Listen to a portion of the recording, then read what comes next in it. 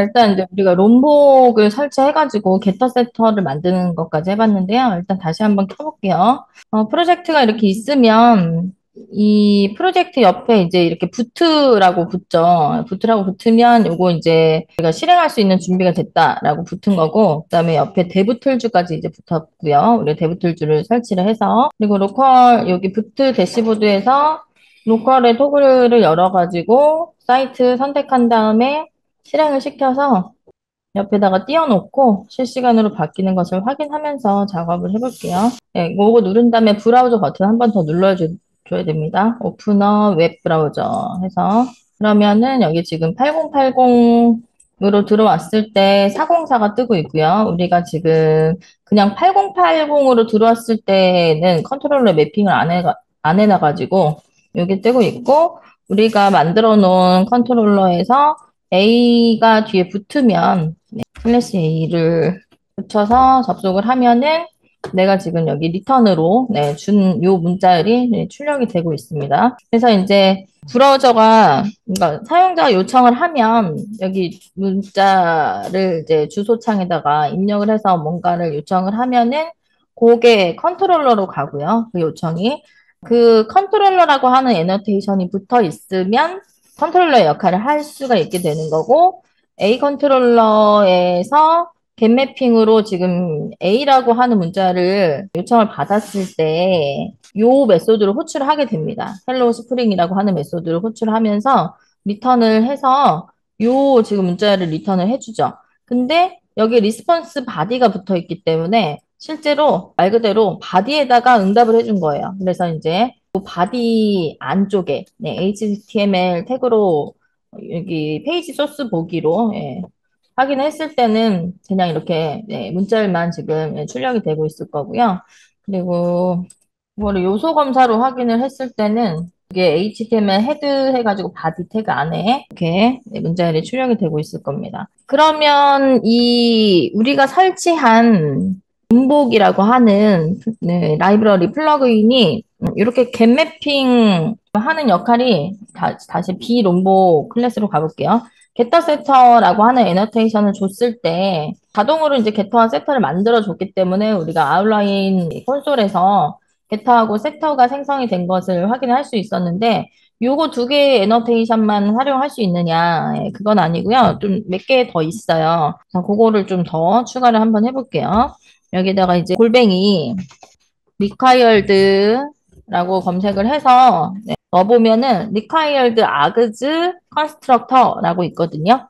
네, 말 그대로 이제 args 그러니까 매개 변수가 필요한 컨스트럭터라고 해서 매개 변수가 있는 생성자 함수를 만들어줘요. 그러면 지금 우리가 필드로 갖고 있는 게 id하고 num이니까 매개 변수가 있는 생성자 함수를 만들어줍니다. 그러면 요거를 일단은 얘를 주석 처리하고 여기다가 코드를 새로 좀 넣어볼게요. 그래서 우리 b롬복 타입에 이번에는 롬복2라고 인스턴스명을 지어주고 이 롬복이라고 하는 생성자 함수 안에다가 정말 매개 변수를 넣었을 때 실행이 되는지 한번 확인을 한번 해보기 위해서 첫 번째 스트링 문자열로는 id를 하나 넣어주고요. 그다음에 두 번째 매개 변수로는 int, num 숫자를 뭐 이렇게 하나 넣어가지고 확인을 해보는데요. 지금 보면 여기 롬복에서 이제 매개 변수가 있는 생성자 함수가 여기 이렇게 지금 안 만들어져 있어요. 그죠? 그러면 얘가 잘 작동을 안 했다는 얘기거든요. 한 번씩 이렇게 좀 잘 작동 안 할 때가 있어요. 그럴 때는 다시 한번 실행을 다시 한번 시켜줘야 돼요. 얘가 한번 껐다가 한번 서버 한번 껐다가 다시 한번 켜보거나 그래서 생성되는 거를 확인을 하거나 이것도 안 먹을 때는 얘가 이렇게 좀 잘 인식이 안 될 때가 있더라고요. 그럴 때는 최후의 수단을 써야죠. 우리는 일단 빌드 그레이드로 가서 여기 지금 롬복이 잘 설치되어 있는지 한번 확인하고 요거 다시 마우스 오른쪽 빌드 그레이드에서 리프레시 그레이드 프로젝트 한번 해서 얘 다시 한번 읽을 수 있도록 한번 해주고 그리고 다시 프로젝트가 선택이 되어 있을 때 아웃라인에서 이 비롬복이라고 하는 파일을 열었을 때 생성이 되는지 확인해보고 이래도 생성이 안 됐다. 그러면은 한번 클린 해줘야죠. 클린 한번 할게요. 그래도 만약에 다시 리빌드를 했는데 안 됐다. 그러면은 껐다 켜야 돼요. 네, 이렇게 좀 잘 안 먹을 때가 있습니다. 아니면은 또 얘를 여기 아래쪽에다 넣었잖아요. 여기 위쪽에다가 또 한번 이렇게 넣어볼 필요도 있어요. 좀 순서를 바꿔서 넣어볼 필요도 있고요. 그래도 생성이 안 된다. 그러면은 이제 한번 껐다 켜야 됩니다. 한번 껐다 켜야겠네. 껐다 킬게요. 그리고 여기 지금 빨간 줄 뜨고 있을 때 얘가 지금 만들 때 매개 변수로 필드를 만들어야 되잖아요. 근데 필드가 파이널이어야 돼요. 그래야지 매개 변수 있는 생성자 함수가 만들어져요. 선언을 좀 더 해볼게요. 네임 하나를 파이널로 선언하고 이렇게 인트 코드를 선언해서 저장을 하면은 여기 지금 매개 변수 있는 생성자 함수가 이제 이렇게 만들어지죠.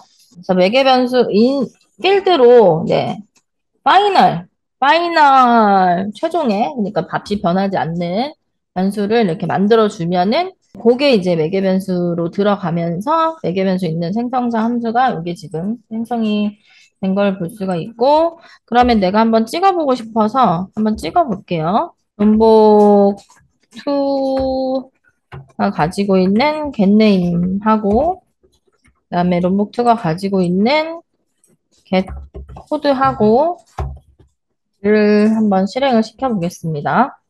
그리고 여기 A로 왔을 때, 자, 이거 지금 이 콘솔창에 찍히지 않고 있는데, 일단은 이렇게 리카이어드 아그즈 컨스트럭터를 만들었을 때, 우리가 일단, 지금 파이널로 만들어야지 동작을 한다라고 했잖아요. 그러니까 우리가 파이널은 이제 한번 값이 이렇게 들어가면, 그 자료형이라든지 아니면은 그 변수의 값이라든지 예, 이런 것들이 이제 변경할 수 없는 그래서 최종해라고 하는 의미를 가지고 있는 키워드죠. 파이널을 적용을 하면은 속성값을 변경을 할 수 없는 특징이 있기 때문에 사실 이제 여기 세터는 의미가 없어요. 그리고 세터를 지금 아직 게터에서 안 나오긴 했지만 내가 만약에 여기서 세터를 만약에 쓴다. 셋네임을 쓰려고 한다. 그러면은 지금 여기 예시창에 안 뜨는 걸 볼 수가 있어요. 분명히 여기 세터 애너테이션은 갖고 있는데 여기 보면은 분명히 get 네임과 get 코드는 있는데 여기 set 네임과 set 코드는 안 만들어졌죠. 네, 그렇게 해서 일단 네, 세터는 이제 쓸 수 없는 상태가 되고요. 그래서 지금 일단은 세터 잠깐만 없애볼게요. 네. 자, 그래서 일단은 네, 여기 지금 required args 컨스트럭터만 넣고 그 다음에 생성자 함수 매개 변수 있는 생성자 함수를 만들었으니까 그거 가지고 룸북2라는 인스턴스를 만들어서 예, 게터로 찍어 보면은 네, 큐티하고 일이 네, 찍히고 있어요.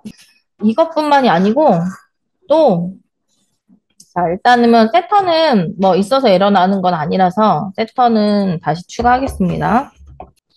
만약에 얘를 그냥 아예 약간 컨트롤 X로 자를게요. 이 얘를 데이터라고 하는 애너테이션이 있어요.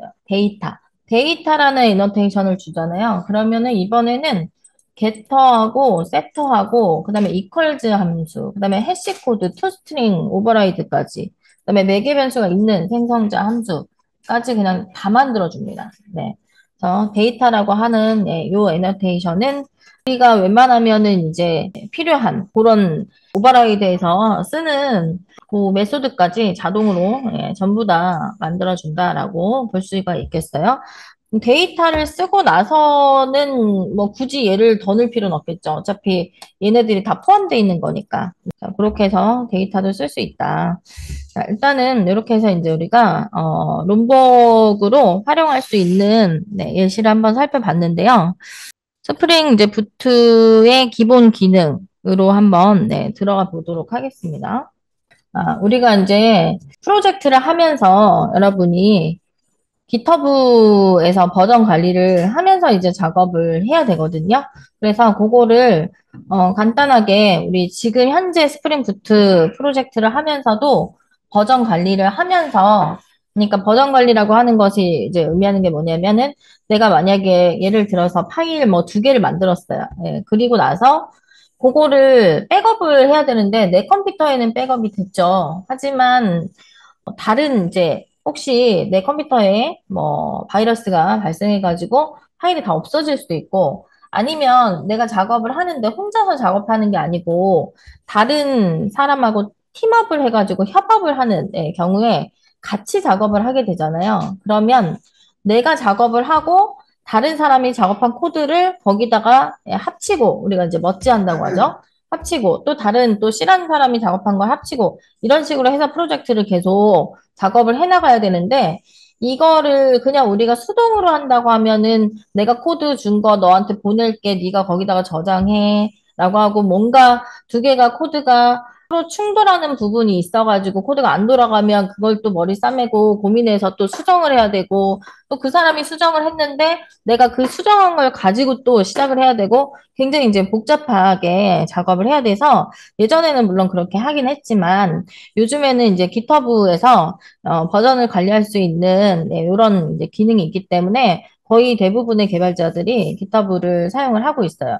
그러면 내가 이렇게 프로젝트를 만들어서 내가 만약에 예를 들어서 팀장이다. 그러면은 프로젝트의 기본 이제 레이아웃을 만들어서 깃허브에 이렇게 공유를 하고 그다음에 이제 팀원들을 초대를 해서 이 프로젝트 어느 정도 골격을 만들어 놓은 거를 팀원들이 다운을 받고 거기서 작업을 하면서 내가 A라고 하는 팀원이 어느 정도 작업을 했어요. 그리고 그거를 서버에 일단 이제 보내는 작업을 해요.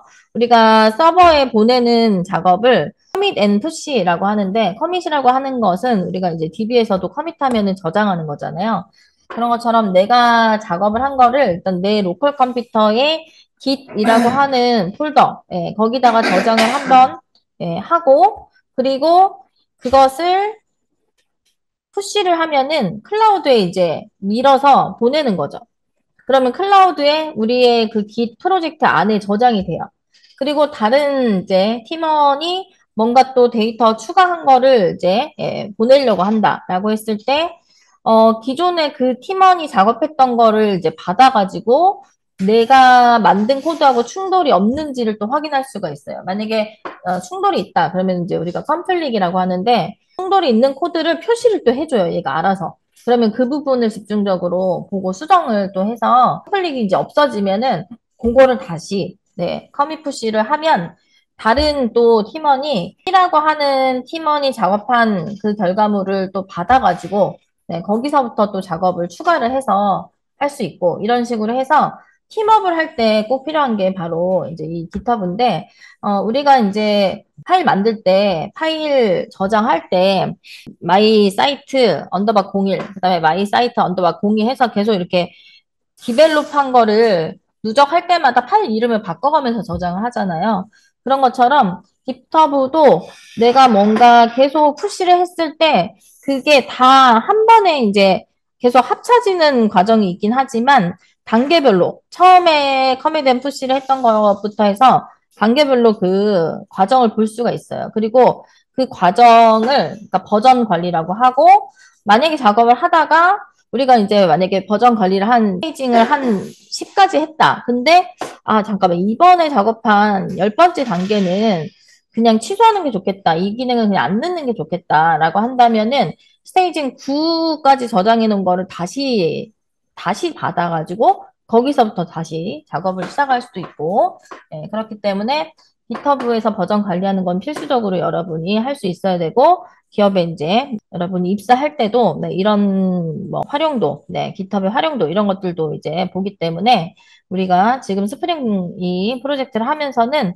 본인이 작업한 거를 깃허브에 계속 커밋 앤 푸시 하면서 버전 관리도 하고 그리고 이 깃허브 사용을 했을 때 또 얘가 해주는 기능 중에 하나가요. 내가 만든 코드를 클라우드에 이렇게 저장을 하잖아요. 그러면 내가 쓴 코드에 그 언어별로 몇 퍼센트씩 차지하는지를 얘가 또 분석을 해줘요. 그래서 예를 들면 뭐 자바를 몇 퍼센트 썼다. HTML을 몇 퍼센트 썼다. 뭐 이런 식으로 이제 내가 쓴 언어들을 분석을 해주기 때문에 개발자 입장에서도 아, 내가 지금 어떤 언어들을 많이 사용하고 있구나. 라는 것도 쉽게 알 수 있고, 그 다음에 이제 회사 쪽에서도 GitHub 주소를 주세요라고 해서 받았을 때, 아, 이 사람이 계속 프로젝트 이렇게 만들어 가면서 준비를 해왔고, 왜냐면 거기 기간이 다 나오거든요.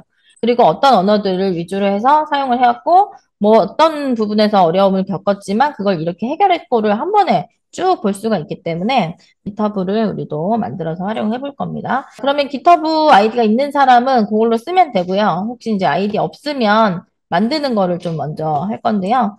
사이트를 GitHub라고 검색을 해서 GitHub 사이트에 들어가서 처음에 나오는 화면이 이 화면이 아닌데 저는 이미 이제 로그인이 돼 있어가지고 나갈게요. 네, 요 화면이 아마 이렇게 나올 겁니다. 그러면은 여러분 회원가입 안 한 사람은 여기 사인업 네, 눌러서 제가 이제 네, 이메일을 넣고 컨티뉴 눌러가지고 전 2위로 좀 넣어볼게요. 네, 여기다가 이제 네, 비밀번호 해서 컨티뉴 눌러서 회원 가입부터 일단 진행하고요. 구글 아이디로 그냥 바로 또 활용도 가능합니다. 구글로 바로 로그인이 돼요. 네, 그렇게 해서 일단은 회원 가입한 다음에 GitHub 저장소 여기 스타트업 프로젝트라고 하는 버튼이 뜰 거거든요. 그러면 이제 그거 버튼을 눌러서 GitHub 저장소를 만들어 주세요. 일단 프로젝트를 하나 만들어 주세요. 그리고 로그인을 할 때는 얘네들이 아이디 비밀번호로 해서 로그인 한 번만 하는 게 아니고 정책상 그러니까 이제 뭐 이렇게 해커들이 쉽게 네, 들어와서 막 수정하거나 이렇게 못하도록 두 번째 또 팩터로 인증하는 거를 주고 있어서 본인의 SNS 네, 문자를 보내가지고 문자 핸드폰에서 문자 받은 값으로 또 한번 인증을 해줘야 됩니다. 근데 사실 저도 예전에는 막 이렇게 뭔가 두 번이나 막 인증하고 이런 것들이 있을 때, 아, 좀 귀찮다라는 생각을 했었는데, 예전에 한번 이제 AWS, 우리 이제 그 서버까지 올리는, 네, 그거를 아마존 웹 서비스에서 하다가, 거기서 한번 해킹을 당한 적이 있어요. 그래가지고, 제가 쓴 서버가 아닌데, 온갖 각국의 서버에다가 다 등록해서 뭐 웹사이트를 사용을 했더라고요. 제 거 아이디로. 그래서 금액이 1,000만 원이 넘게 청구가 됐어요. 한번 해킹을 당하니까. 그래서 제가 그거 해결하는데 2년 걸렸어요. 네. 엄청 거기 본사에 전화하고 또 근데 전화하면은 거기에 직원이 자기가 담당이 아니라고 계속 뺑뺑이를 돌려가지고 또 이메일 보내고 또 담당자랑 또 메신저로 막 주고받고 그러면 이제 거기서 그 해결이 쉽지가 않더라고요. 네. 그래서 제가 진짜 결국에는 계속 월마다 몇만 원씩 부담을 하면서 네, 그걸 분할하면서 납부하면서 나중에 해결해서 나중에는 안 나가게 됐는데 거의 한 달에 한 5만 원씩 해가지고 한 1년은 나갔으니까 한 60만 원이 그냥 나간 적이 있어서 마지막에 해결은 잘 됐지만 이게 참 중요합니다. 네. 이게 내 거는 나는 괜찮겠지라고 하는 생각은 정말 아니라는 생각이다라는 중요한 교훈을 얻게 됐죠, 제가. 그래서 이런 건 중요한 것 같습니다. 인증을 네, 철저하게 해야 돼요. 자, 그렇게 해서 스타트업 프로젝트 하고 저도 이제 같이 할 거거든요. 저도 여러분한테 이거 그 프로젝트 한 거 같이 공유하면서 작업할 거기 때문에 여기에 제가 이제 여기 지금 상단에 보면은 이제 유어 레포지토리로 들어가면 네, 이미 이제 작업했었던 네, 프로젝트들이 이렇게 쭉 있고요. 거기서 새로 프로젝트를 이제 만들고 싶다라고 했을 때 여기 이제 뉴 요거 버튼을 눌러가지고 이렇게 크리에이터 뉴 레포지토리로 새로운 저장소를 만들 수가 있어요. 여기에다가 레포지토리 저장소 이름을 만드는데 우리는 마이 사이트 마이 사이트. 그리고 저는 언더바 17기라고 붙일게요. 사용할 수 있으면은 바로 실시간으로 인증이 되고 있죠. 유효성 검증이 됐고, 그 다음에 여기 디스크립션은 사실 이제 안 써도 되긴 하는데, 설명, 내 프로젝트에 대한 설명, 저는 스프링 부트 EX라고 같이 좀 넣겠습니다. 그리고 퍼블릭, 네, 공개하겠다. 이게 프라이빗으로 설정하면은, 하려면은, 유료 서비스를 좀 사용을 해야 됩니다. 그래서 무료 서비스를 쓰려면 퍼블릭으로 설정해야 되고요. 그다음에 여기 add a readme 파일이라고 있는데, 요거 체크 안 해도 상관은 없는데, 체크하면은 내가 뭔가 프로젝트 만든 부분에 대한 설명이 이게 자동으로 저장이 돼서 요거 체크하겠습니다.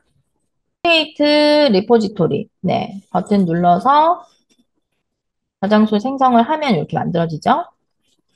자, 여기에다가 이제 계속 이제 코드를 계속 이제 버전 관리를 하면서 올릴 건데, 여러분이 내가 작업한, 그러니까 제가 이제 수업하면서 뭔가 작업을 해서 코드를 만들어서 여러분 혹시 여러분 코드에 에러가 나는 상황일 때 저한테 한번 커밋 해주세요, 커밋 푸시 해주세요라고 얘기를 하면은 제가 커밋 푸시를 바로 할게요. 그러면은 여기 들어와서 방금 전에까지 작업했던 거를 이제 코드가 바뀐 거를 바로 확인할 수가 있고요. 아니면은 프로젝트를 통으로 그냥 가져가려면은 여기 코드 보면은 여기 클론 해가지고 이 프로젝트를 요거를 복사해가지고 우리가 이클립스에서 바로 그냥 폴더를 다운로드를 받을 수도 있어요. 그러면 이제 그거를 바뀐 것들도 계속 업데이트를 제가 할 때마다 여러분이 그 가져온 클론을 한 그 프로젝트에도 계속 반영을 또 시킬 수도 있습니다.